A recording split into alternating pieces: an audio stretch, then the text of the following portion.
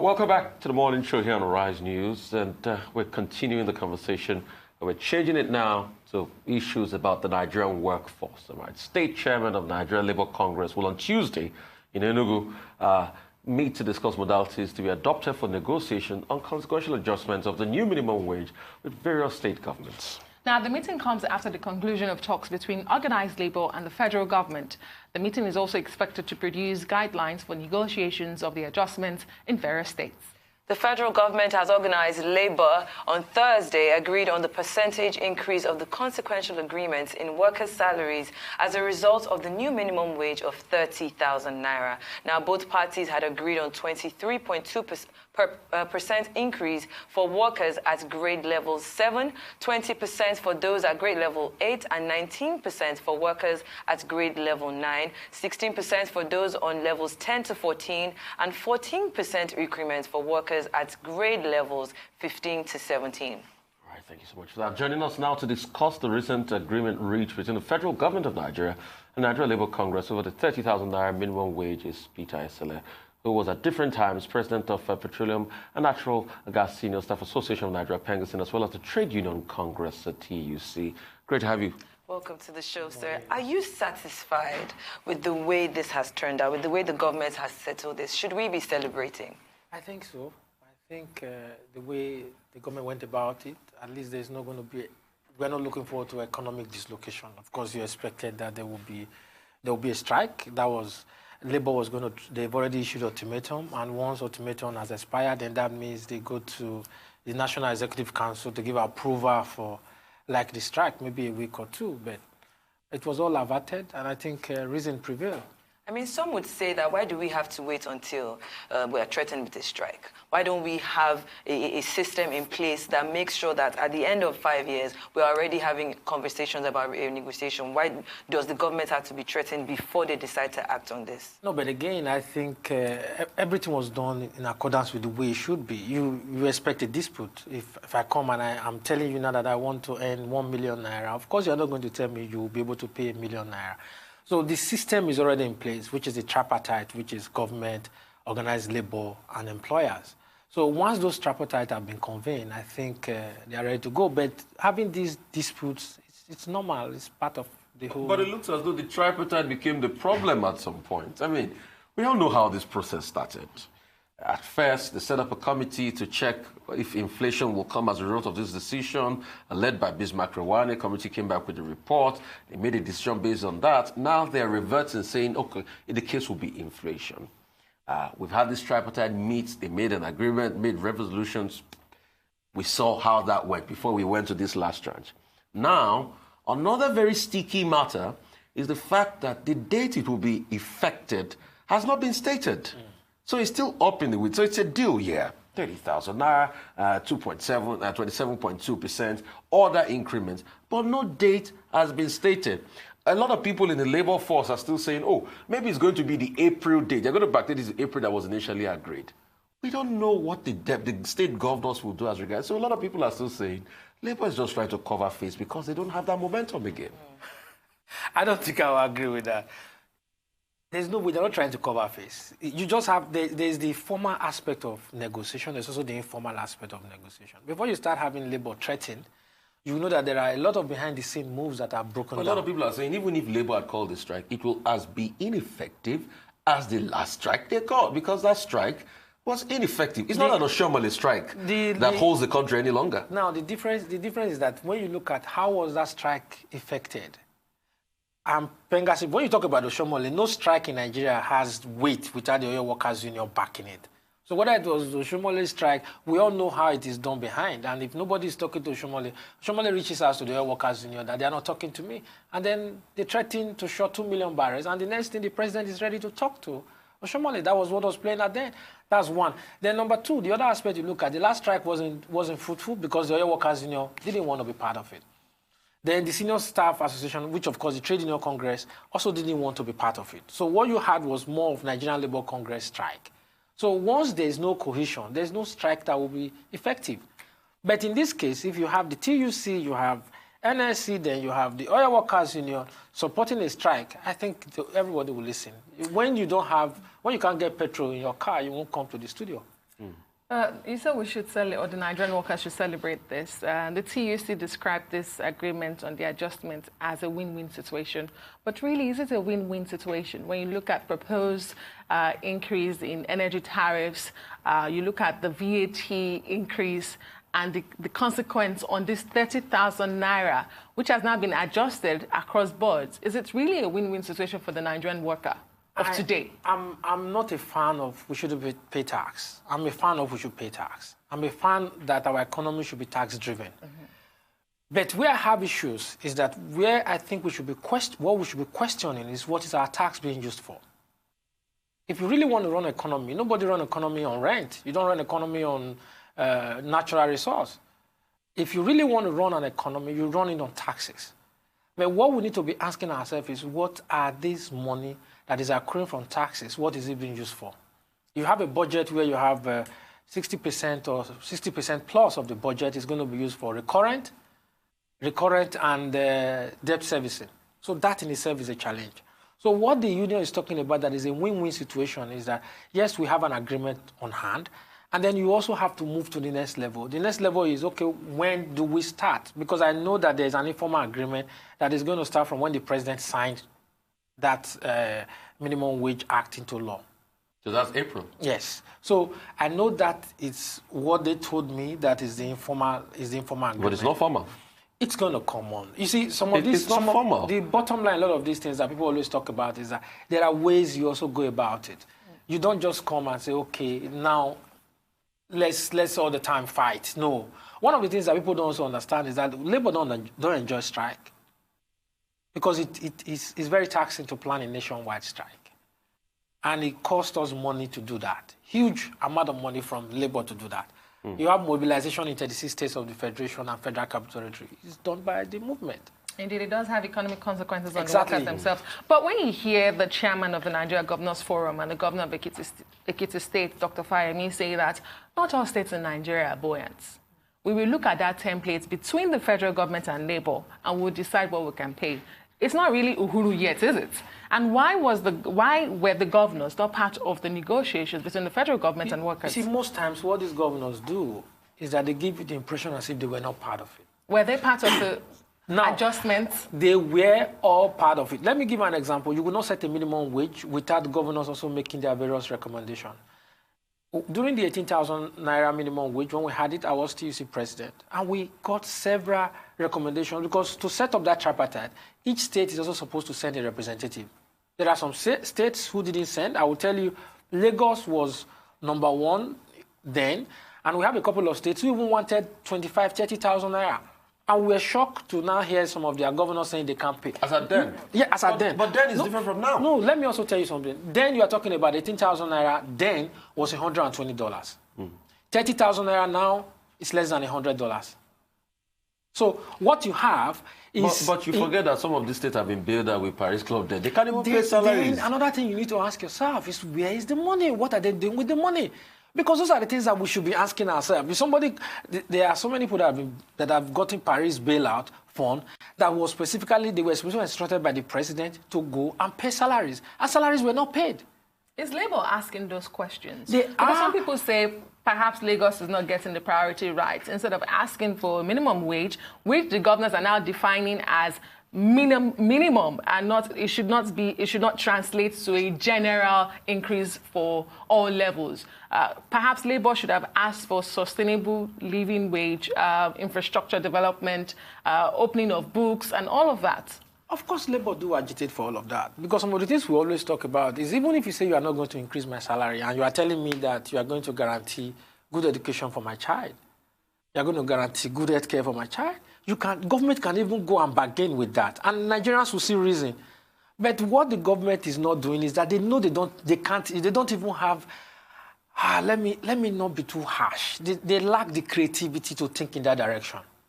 That's the challenge. Because when you have people, they always think, the way they reason is always in a particular angle. The antecedents have always been flawed. And let me point out this instance. You're saying they lack the creativity to think about it.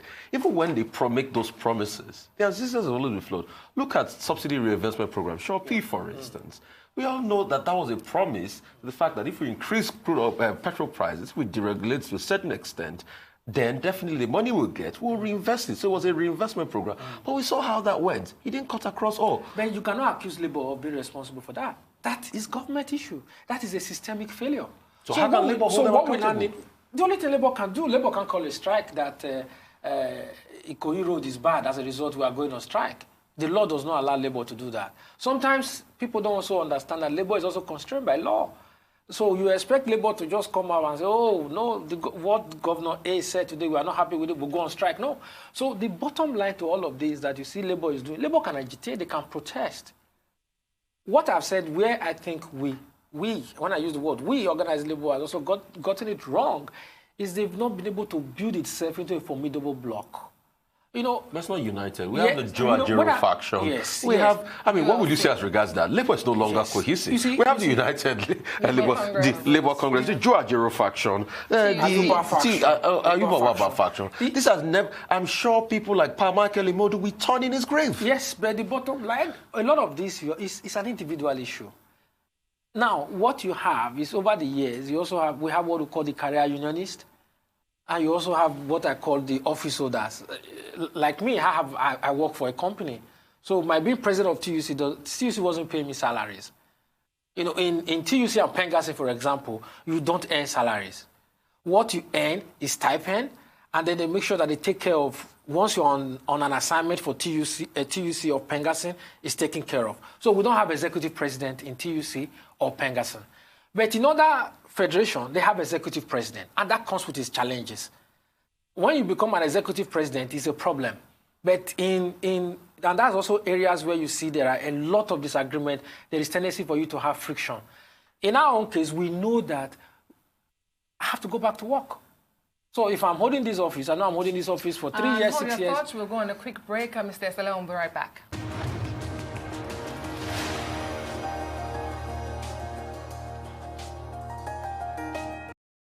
Right, welcome back. Still Morning Show here on the Rise News Channel. We're talking to Peter Esele, former president of TUC. We're talking about the agreement, 30,000 minimum wage, and other sundry issues. Let me just quickly go straight to you, because we've been having this back and forth, you know, as regards even the structure of the union, or the unions, as it were now, because, I mean, we don't even know. The one to look at, Joe Ajero faction is saying something, Ayuba Waba faction is saying the other thing.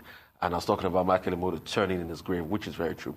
But other people will, some people out there will postulate this and say, even this minimum wage that we're saying that should be paid across states, that is a faux pas, that historically people, workers across Nigerian regions never earned the same minimum wage. And I'll take you back to the 60s.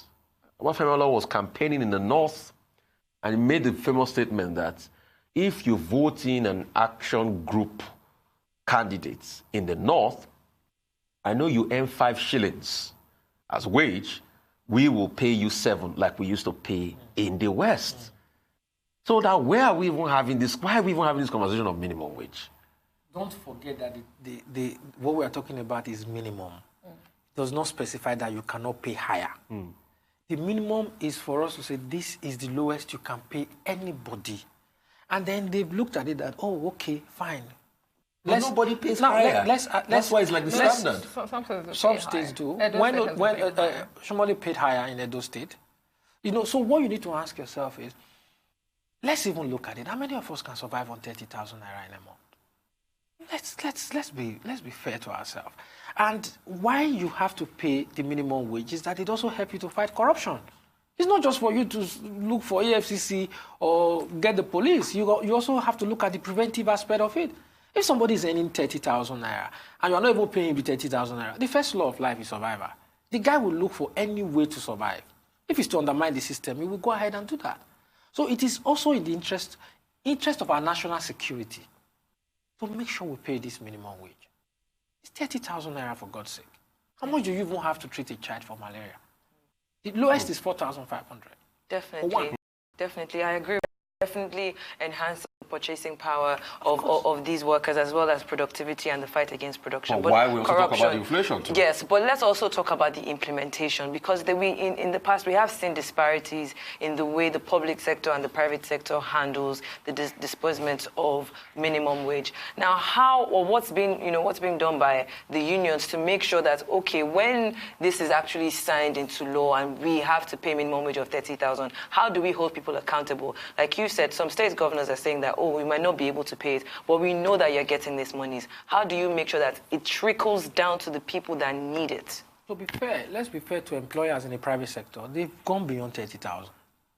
We've always had problems, where labor has always had problems, it's actually with government. That's why pay less than 30,000. In the private sector, way less than 30,000. What you have to look at is, you have to look at the percentage. How many of this percentage? The Employers Consultative Forum, NECA, they always comply. Once they sign, they are okay with it. And we don't have, no problem with them mostly. But where we always have these challenges is government. And the danger in this is that government doesn't know the result of kidnapping, banditry, are all fall out of certain actions that government carries out. Exactly. Now, let me tell you, when you have no respect for your laws, the president signed a law that the minimum wage in our country is 30,000 naira. And it's expected that we all respect that law. If for nothing, if you don't want the president to sign the law, the governors should have been on the toe of the president. The president don't sign this thing. But once the president has signed it into law, it becomes something that we must all abide by, whether we are happy or not. Why I'm tying that to banditry or what have you, is that you now find out that people feel that, oh, this is a society that we have no respect for law.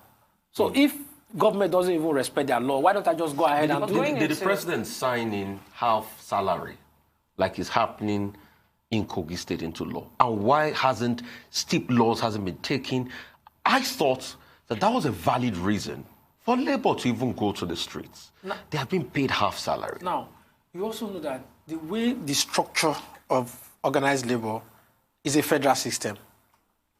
And when I say federal system, it's federal system in total, not the one they practice, not the one the government practice when they say federal system, which actually is a unitary system.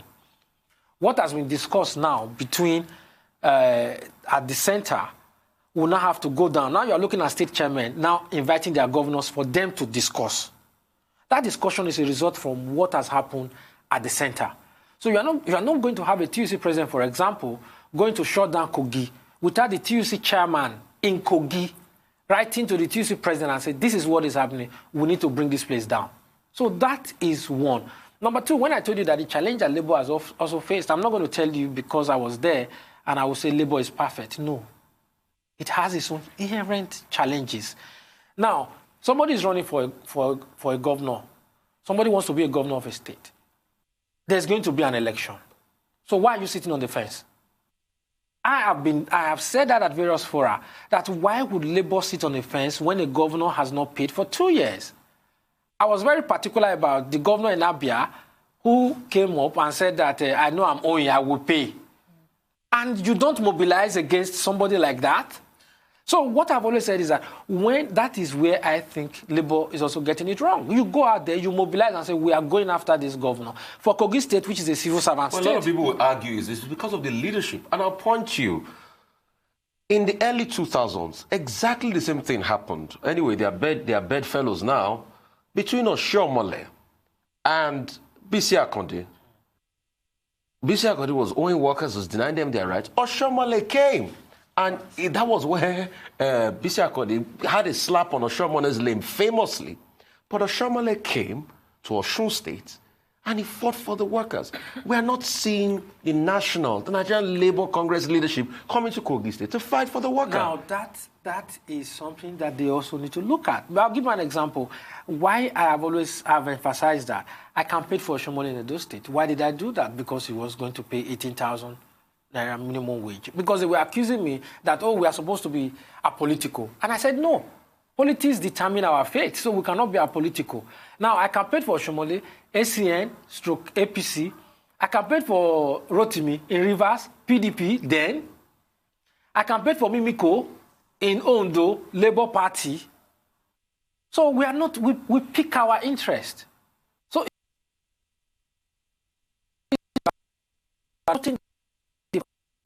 So my own advice to those who are at the sideline at the moment, and I said that informally, is that if you see a PDP governor that is not living up to his billing, you mobilize the workers to vote against him. And if you also see an APC governor that is also not living up to the billing, that is your power. Well, a lot of people will say that the struggle by labor, organized labor in recent years in the country has failed to gather any momentum is because labor is now in bed with the government. But let me ask you the way forward. Should the governors look at this template and say, we cannot truly afford it, what next?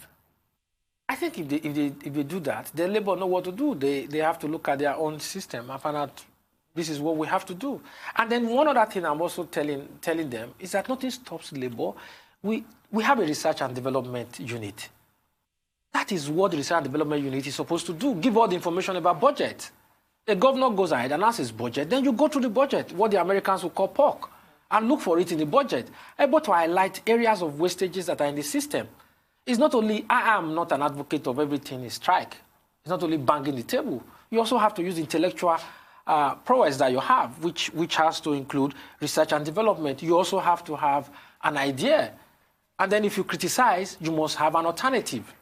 I belong to that school of thought. But you are saying labor of yesterday. Is this the same Nigeria of yesterday? Labor leaders are not from Mars. They are Nigerians. They live inside Nigeria. So they must exhibit the content and character of the Nigerian state. You know, looking at the spending plans of the federal government, they did say that they were going to open their books to the labor union leaders to see what the nation was capable of spending. Was that the case in this scenario? And do you think that in itself would help? No employer, even in the private sector, employers who would try and open books, no government open books. They may just tell you they are going to open books. No way, they can't open the books because you are going to see certain things. Now, even opening the books, just go to the Auditor General of the Federation. You audited the accounts, so that gives you an idea of what is actually happening there. So the idea of, saying, opening books, the major challenge that labor has with government has to do with transparency. I once worked for a company, and it was time for us to negotiate, and the company said, no, we can't pay. We can't, if we decide to pay you what you want, it means that we are going to let X number of workers go. And we have to do opportunity cost. But we're able to do that because we know the management is transparent. We know what we go for salary. It's all percentages. We know what goes for profit. We know what goes for continuous innovation to make sure that we are still in the market in the oil and gas. So, but in government, you can't have that. What if these governors say that, you know, they have actually molded the idea, we have to cut number of workers we have to be able to pay this wage? Do you think that labor will take that in 20 seconds? Because we have to go. Yes, if they say they want to cut, but they have to have a reason for cutting. So that now depends on negotiation between labor and the government. So it's no longer a minimum wage. That brings us to the end of the show today. It's Thank been you so great. much for coming on the show. I'm Adesa Omoran. I'm Rufai Esele. And I'm Shaitan Atigari. A powerful conversation we've had in the studio this morning. Have a good day.